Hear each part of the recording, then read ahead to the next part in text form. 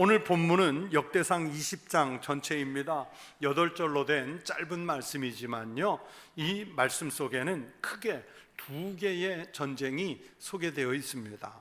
먼저 앞에 1절부터 3절까지는 이스라엘 군대가 암몬이라는 나라의 수도인 라빠라는 성을 정복한 이야기입니다. 여러분, 암몬은 오늘날 이스라엘과 국경을 맞대고 있는 요르단을 말하는 겁니다. 요르단강 건너편, 요단강 건너편에 있는 나라가 요르단이에요. 그리고 오늘 본문에 등장하는 이 라빠라는 성읍은 오늘날 요르단의 수도인 암만이라는 도시를 말하는 겁니다. 현재 요르단의 수도인 이 암만은요, 예루살렘과 마찬가지로 해발 700m에서 1000m 고지에 위치한 이런 성읍입니다. 우리나라의 대관령 정도의 높이를 생각하시면 되겠습니다. 여러분, 해발 고도가 그만큼 높다는 것은 지형적으로 천혜의 요새라는 것을 말하는 것이고, 외부의 군대가 공격해 올 때 그 성읍을 정복하기가 쉽지 않은 매우 좋은 지리적 환경을 가지고 있었다는 뜻입니다. 바로 그런 난공불락의 요새를 다윗의 군대가 공격해서 점령하는 기사가 바로 오늘 본문 1절부터 3절까지의 말씀인 거예요. 지금도 성지순례를 가서 요르단 암만 이 도시를 가보면 다윗의 흔적들이 그래서 정말 많고요, 그리고 성경과 관련된 장소가 많습니다. 그만큼 성경과는 뗄래야 뗄 수 없는 그 수도가 암만, 오늘날의 요르단입니다. 그리고 본문의 뒷부분인 4절부터 8절까지는 다윗의 용사들이 블레셋 사람들과 전쟁할 때 혁혁한 공을 세운 이야기들을 기록하고 있습니다. 성경에 정말 많이 등장하는 나라 이름, 족속의 이름, 그게 블레셋이잖아요. 이 블레셋은 현재 우리가 보통 팔레스타인 이렇게 부르는 나라인데, 여러분, 이 사람들은 에게해 건너편에 살다가 어느 특정한 시기에 이 바다 에게해를 건너와서 가나안 땅에 거주하기 시작했고, 그리고 그들이 거주하는 땅이라고 해서 블레셋, 즉 팔레스타인이라는 이름으로 불리게 됐습니다. 아브라함의 후손인 이스라엘 민족은 원래 가나안 지역에 정착했다가 야곱의 때에 요셉을 따라서 애굽에 내려가 430년을 머물렀고, 그리고 출애굽해서 다시 가나안 땅으로 들어와서는 여호와 하나님이 원래 우리에게 주신 땅이다 하면서 그 땅을 차지하려고 하니까 이미 그 땅에 거주하고 있던 이 블레셋 사람들 또는 암몬 족속, 이런 사람들과 충돌이 일어날 수밖에 없었고, 이 블레셋과는 생사를 걸고 싸우게 됐습니다. 그때부터 지금까지도 수천 년 동안 이스라엘과는 대립을 하게 됐고, 영원히 앙숙이에요. 한국과 일본 앙숙은 비교할 대상도 아닙니다. 지금도 이스라엘과 팔레스타인은요, 전쟁 중이고, 며칠 전, 그러니까 이번 주간에 이 전쟁을 발발하게 한 팔레스타인 지도자 중에 하니에라는 인물이 있었는데, 지난 주간에 이란 대통령 취임식이 있었잖아요. 그 이란 대통령 취임식에 이 하니에가 참석했다가 비밀리에 참석했는데 호텔방에서 암살을 당했습니다. 이스라엘이 한 것으로 추정이 되는데, 이스라엘에서는 지금 시인도 부인도 안 하고 있죠. 그런데 이 일로 인해서, 이 암살 사건으로 인해서 전쟁이 더 확산될 조짐을 보이고 있습니다. 그렇게 팔레스타인과 이스라엘은 수천 년 동안 전쟁을 해왔고, 이 전쟁은 지금도 진행형입니다. 오늘 본문의 배경인 다윗의 시대에 이스라엘이 점점 강해지고는 있었다지만 암몬이나 블레셋도요, 만만치 않은 전력을 갖춘 나라들이에요. 다윗 때 그 나라들을 완벽하게 제압하는 말씀이 바로 오늘 본문 말씀에 나오는 것입니다. 특히 이 두 개의 전쟁 중에 오늘 본문에서 눈여겨보아야 할 전쟁은 블레셋과의 싸움입니다. 4절에 보면 게셀이라는 곳에서 전쟁을 했고 6절에 보면 가드라는 곳에서 전쟁을 했지요. 그 중에 가드라고 하는 것은 우리가 익숙하게 알고 있는 그 블레셋의 장군 골리앗의 고향입니다. 그래서 골리앗을 성경에서는 가드 사람 골리앗이라고 이름 붙였습니다. 오늘 본문 말씀 중에 4절에서 10부계라는 이스라엘의 용사가 키가 큰 자의 아들 중에 10배를 쳐 죽임에 그들이 항복하였더라 라는 말씀이 있는데, 또 5절에 보면 패배한 블레셋이 재차 공격해 왔을 때 이때는 야일의 아들 엘하난이란 그 이스라엘 장수가 라흠이라는 블레셋 장수와 싸워서 이겼다 했는데, 여러분 이 라흠이가 누구냐면 오래전에 다윗이 청년이었을 때 싸워서 이긴 골리앗의 동생이 라흠인 거예요. 골리앗 동생이 라흠이에요. 그런데 이 골리앗의 동생 라흠이도 자기 형처럼 덩치가 매우 큰 사람이었습니다. 그래서 이 사람의 창자로는 배틀째 같았더라. 5절이 그렇게 말씀한 것으로 보아서 다른 사람들은 그 창을 들기도 어려울 만큼 매우 엄청나게 큰 무기를 들고 싸우는 사람이었다는 것을 알 수 있어요. 그리고 6절에 이름이 알려지지 않은 블레셋의 장수가 또 하나 등장하는데 그곳에 키 큰 자 하나라고만 쓰고 있습니다. 여러분 이 사람은 단지 키만 큰 것이 아니라 손가락도 발가락도 각각 다 6개씩 24개였고 힘이 장사였는데, 이 사람이 와서 이스라엘을 능욕을 하니까 다윗의 형 시므아의 아들 요나단, 그러니까 다윗에게는 조카가 되겠죠. 그 사람이 나가서 이 키 큰 자와 싸워서 이겼다 하는 말씀이 나오는 거예요.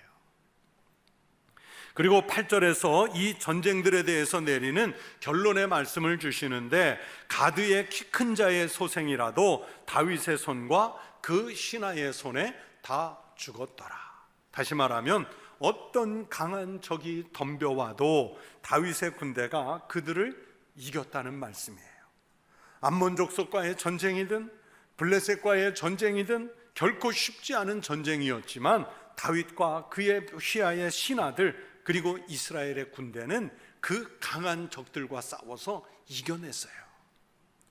성도 여러분, 가나안 땅에서도 작은 나라에 불과했던 이스라엘이 그렇게 강한 적들과 이런 전쟁에서 어떻게 이길 수 있었을까요?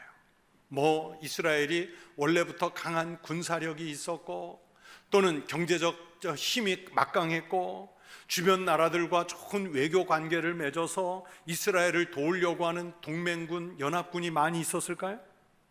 다른 나라들이 갖고 있지 못한 무슨 감춰둔 최첨단 무기가 있어서 그것 가지고 전쟁을 했을까요?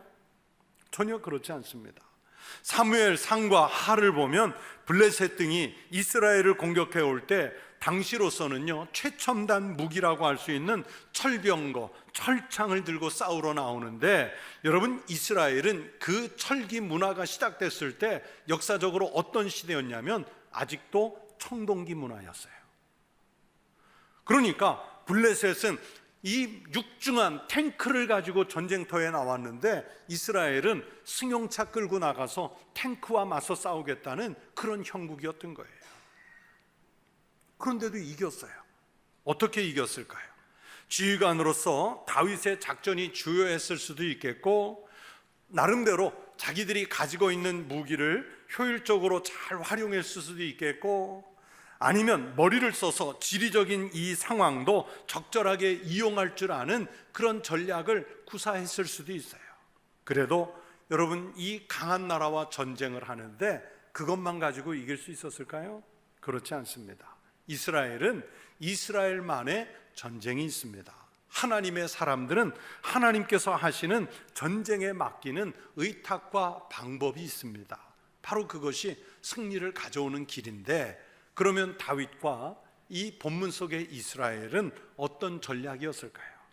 첫째는 하나님과 함께하는 전략입니다. 성도 여러분, 하나님의 백성들은 하나님이 함께 하시면 어떤 강한 적도 이길 줄로 믿습니다. 세상에 어떤 난공불락 같은 요새도 정복할 줄로 믿습니다. 성경은 바로 그것을 우리들에게 가르쳐 주십니다. 모세와 이스라엘이 출애굽을 해서 광야에 있을 때 이스라엘은 군대다운 조직을 갖추지 못한 그런 상태였습니다. 애굽에서는 노예의 신분이었기 때문에 군인도 아니었고요, 당연히 전투 경험이 없습니다. 한마디로요, 이스라엘은 오합지졸의 군대였습니다. 진영을 갖출 줄도 몰랐고, 모세 외에는 전쟁을 지휘할 만한 지휘관도 없었고, 워낙 급작스럽게 출애굽을 했기 때문에 광야에 나와서도 전쟁에 대비한 훈련을 해본 적도 없습니다. 유일한 위안거리는 모세만이 애굽의 왕자였기 때문에 전쟁을 지휘해 본 경험이 있었을 거예요. 이스라엘 자체의 군대로는 어떤 적과 싸워도 이길 수 있는 그런 힘이 없었습니다. 그러나 성경을 보세요. 광야에 나와서 그 강한 아말렉과 싸워 이겼고 모압과 싸워 이겼습니다. 어떻게 그럴 수 있었을까요? 당연히 그 출애굽한 이스라엘 백성들과 하나님이 함께 하셨기 때문인 줄로 믿습니다. 여러분, 민수기서를 보시면 이스라엘 백성들이 진영을 짜는 것도 하나님이 말씀해 주시고, 그리고 전술도 하나님께서 말씀해 주셨고, 모세가 손을 들면 이 전쟁에서 이기게 하시고, 심지어는 르비딤 광야에서 아말렉과 전쟁할 때는 해가 지지 않도록 하늘의 중천에 머물러 있을 수 있도록 하나님이 역사해 주시지 않습니까?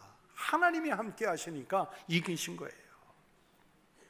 여호수아가 모세의 뒤를 이어서 민족의 지도자가 되었을 때도 마찬가지였습니다. 여호수아는 자기들보다 훨씬 강한 그 적들을 어떻게 다 이겨낼 수 있었을까요? 승리의 답은 여호수아서 1장 9절의 말씀에 있습니다. 내가 내게 명령한 것이 아니냐? 강하고 담대하라. 두려워하지 말며 놀라지 말라. 네가 어디로 가든지 내 하나님 여호와가 너와 함께 하느니라 하시니라. 하나님 여호와께서 함께 하시면 이긴다는 것을 성경은 분명하게 말씀하고 있습니다. 다윗은요, 이미 오늘 본문 말씀 때뿐만이 아니라 이미 어렸을 때부터 그 믿음을 확고하게 가졌던 사람이에요. 사무엘상을 보시면 어린 소년 다윗이 아주 막강한 블레셋의 장군인 골리앗을 맞아 싸울 때 골리앗의 면전에서 뭐라고 외칩니까? 너는 칼과 창과 단창으로 내게 나오거니와 나는 만군의 여호와의 이름 곧 네가 모욕하는 이스라엘 군대의 하나님의 이름으로 내게 나아가노라. 그 하나님의 이름을 가지고 여러분 그 장소 앞에 나갔고, 그리고 이길 수 없는 그 싸움에서 이긴 거예요. 성도 여러분, 우리 그리스도인은 영적 전쟁을 하는 사람들입니다. 영적 전쟁에서 우리가 의지할 곳은 오직 하나님이신 줄로 믿습니다. 시편 77편 13절에서 말씀합니다. 하나님이여 주의 도는 극히 거룩하시오니 하나님과 같이 위대하신 신이 누구오니이까. 그렇게 하나님은 가장 거룩하시고 가장 위대하신 신입니다. 바로 그 하나님, 그 우리 하나님을 꼭 믿으시기를 바랍니다. 모든 전쟁은 하나님 손에 달려 있습니다. 사무엘상 18장 여러 곳에 하나님이 다윗과 함께하여 이기게 하셨다고 말씀해요. 사무엘하 5장 10절에서는 이렇게 말씀합니다. 만군의 하나님 여호와께서 함께 계시니 다윗이 점점 강성하여 가니라. 이런 다윗을 세상의 어떤 적이 이길 수 없고, 다윗은 어떤 강한 적이 와도 다 이기게 된 줄로 믿습니다. 성도 여러분, 다윗처럼 믿음으로 맡기고 여러분 인생을 살아가시기를 축원합니다. 오늘 우리가 살고 있는 이 어려운 시대에 믿음의 힘으로, 하나님이 함께 하시는 믿음의 힘으로 이기며 살아가시기를 축원합니다. 둘째 전략은 지금 말씀드린 첫 번째 것, 즉 하나님이 함께 하시면 이기신다는 그것을 역으로 생각해 보는 발상입니다. 세상의 것은 아무리 견고하게 쌓은 것 같아도 무너질 때가 있어요. 무너질 때가 있어요. 즉 세상의 것으로 이기려고 하지 마시라는, 즉 하나님 앞에서 겸손한 마음으로 이기려고 하는 마음을 가지시라는 거예요. 여러분, 다윗의 군대가 정복한 암몬의 라빠성을 보세요. 제가 앞에서 천혜의 요새라고 말씀드렸죠. 그렇게 견고한 성읍이지만 결국엔 무너지잖아요. 그거 세상 것 믿고 싸울 때 무너지잖아요. 그러면 하나님의 도성이라고 하는 예루살렘 성은 어땠습니까? 예루살렘도 어느 곳과 비교해도 뒤지지 않는 천혜의 조건을 갖춘 견고한 요새였습니다. 외부의 적이 공격해와도요 점령이 쉽지 않습니다. 고대 중근독에서 대제국을 이루었던 아수르가 예루살렘을 여러 번 공격했지만 번번이 실패하잖아요. 바벨론의 느부갓네살이 강력한 군대를 이끌고 와서 공격했지만 1차, 2차 공격 때 예루살렘을 포위만 했지 여러분 그 성을 정복하지 못하잖아요. 그러면 그 정복하지 못했던 예루살렘 성이 언제 무너졌느냐? 왜 무너졌느냐? 예루살렘 사람들, 이스라엘 사람들의 심령 속에 하나님이 계시지 않을 때, 말씀의 능력이 사라졌을 때 무너지는 거예요. 아주 간단하게 허무하게 무너지는 겁니다. 그렇게 세상의 안목으로만 보고 있다가 무너지는 거예요. 지금 프랑스 파리에서 한참 올림픽이 열리고 있는데 거기에 출전한 선수들이요 엄청난 훈련을 하고 나왔겠지요. 그런데 경기를 하다 보면 여러분 세계 1위 선수가 늘 이기든가요? 못은 이기는 거예요.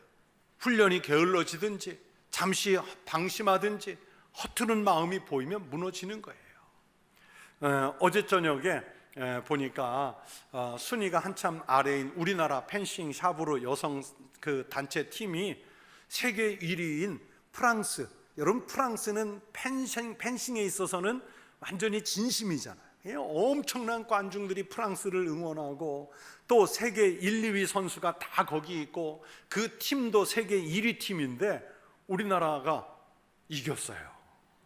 그 준결승에서 이겨서 결승 올라가서 결과가 어떻게 됐나 했더니 오늘 새벽에 또 다른 나라한테 우리가 져서 은메달 땄대요. 그것만 해도 대단하죠 사실은. 근데 프랑스를 이긴 게 정말 대단한 거예요. 뭐 1위가 항상 이기는 싸움이라면 뭐하러 경기하겠어요? 강한 나라가 항상 이기는 거라고 하면 뭐하러 싸우겠어요? 여러분 교만해지면 아무리 순위가 높아도요 언젠가는 아래 순위의 나라 그 선수에게 혹은 약한 나라에게 지는 거예요. 이게 세상의 이치예요. 오늘 본문 속에 등장하는 골리앗의 동생 라음이도 여러분 골리앗과 대등한 그런 신체 조건을 갖춘 인물이지요. 골리앗은 여러분 바라보는 것만으로도요 이스라엘 군사들이요 질식할 정도였습니다. 그랬던 이 거대한 장수들이 소년 다윗에게 패했고 다윗의 신하에게 패했습니다. 이 거대한 신체적인 조건이 그들을 교만하게 했었는지 모르겠지만 그러나 그 조건이 승리를 불러오는 조건은 아니었던 거예요. 지금 우리 한국교회는요 해체의 순간을 앞둔 것처럼 곳곳에서 위기 경보가 발령되고 있습니다. 이 위기가 뭐 코로나 때문에 왔다, 인구 감소 때문이다, 여러분 이런 핑계만 대고 있어서 되겠습니까? 아닙니다. 복음의 능력이 없어지면 교회는요 어차피 해체되게 돼 있어요. 우리가 아무리 거대한 건물을 자랑해도 이 안에 교인이 아무리 많이 있어도 교회가 재정을 많이 비축해 두고 있어도요 여러분 성도들의 또는 교회 안에 복음의 능력이 없으면 외부의 공격 때문에 무너지는 것이 아니라 우리 스스로 무너지는 거예요. 그러나 복음의 능력이 있고 신앙의 본질이 살아있으면 교회는요 자연히 다시 일어설 수 있습니다. 세상이 아무리 강해도 복음의 능력을 갖춘 성도가 일어나면 이길 수 있을 줄로 믿습니다. 우리는 내가 지금 가지고 있는 세속적인 요소들, 뭐 돈이나 권력이나 학벌이나 명예나 지위나 여러분 이런 거 자랑하고 싶을 때가 많잖아요. 물론 없는 것보다 조금이라도 갖추고 있으면 좋겠지만 그러나 여러분 그것이 우리를 승리하게 하는 것은 아니라는 말씀입니다. 세상의 것에 의존하는 인생에서 벗어나십시오. 오직 하나님만 의지하시기를 바랍니다. 성도 여러분, 우리 그리스도인들에게 십자가가 왜 힘이 됩니까?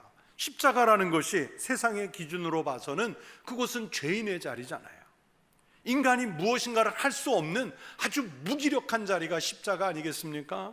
그러나 그 극악한 십자가에 예수님이 달리셔서 죽음을 부활로 이겨내시고 그러니까 믿는 자들이 그 자리로 나갔을 때 복음의 능력이 생겨서 거기에서 승리하는 거예요.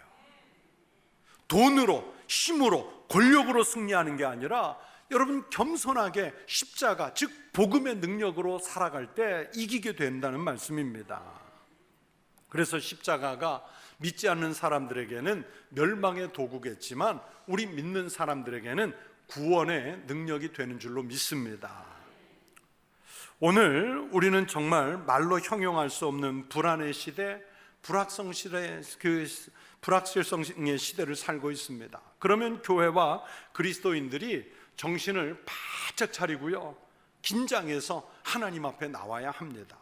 그런데 안타깝게도 현대의 그리스도인들 또는 심지어 저와 같은 우리 목회자들, 교회의 평신도 지도자들까지 그 영적 긴장감을 잃어버리고 지나치게 예배당에 왔지만, 교회에 왔지만 세속적인 마음을 가지고 신앙생활을 해요. 교회에서 얻은 복음의 능력을 가지고 세상에 가서 사는 것이 아니라 세상에서 살던 방식을 가지고 와서 교회에 적용시키려고 그래요. 그러니 교회가 힘이 없어지는 거예요. 여러분, 외부의 무슨 거대한 공격으로 교회가 무너지는 게 아니라 우리 안에서 무너지잖아요. 여러분, 로마 박해 시대 때, 오스만 투르크가 박해할 때, 공산주의가 박해할 때 여러분 교회가 무너지던가요? 아니요. 복음의 능력을 상실한 교회가 스스로 무너지는 거예요. 여러분, 우리는 세상에서 영적 싸움을 하고 있고 또 이겨내야 합니다. 암몬 족속이, 아모리 족속이, 모압이나 에돔 족속이, 막강한 블레셋 족속이 이스라엘을 끊임없이 공격하는 것처럼 마귀는요, 우리 그리스도인들이 무너질 때까지, 우리가 신앙을 포기할 때까지 계속해서 공격하는 거예요. 그러나 이스라엘이 다윗이 하나님과 함께함으로 이긴 것처럼 우리도 하나님이 이기게 하시도록 맡기시기를 바랍니다. 여러분, 이제 예배 마치고 세상으로 가시잖아요. 일터로 가시잖아요. 이웃들 속으로 가시잖아요. 예배당 안에서만 거룩한 척 하지 마시고요, 그곳에 가서 신령하게, 거룩하게, 교회 좀 덜 나오셔도 돼요. 목사가 이런 말 하는 게 참 이상하지만 좀 덜 나오시고 삶의 자리에 가서 빛으로, 소금으로, 그리스도의 복음의 능력으로 사십시오. 바람 피던 거 중단하십시오. 술 마시던 거 중단하십시오. 돈 훔치던 거 중단하십시오. 교만하던 거 중단하십시오. 그리고서 좀 나가서 그리스도의 군사로 싸우십시오. 그러면 이기게 하실 줄로 믿습니다. 하나님께서 함께 하셔서 어떤 영적 전쟁에서도 승리하시기를 축원합니다.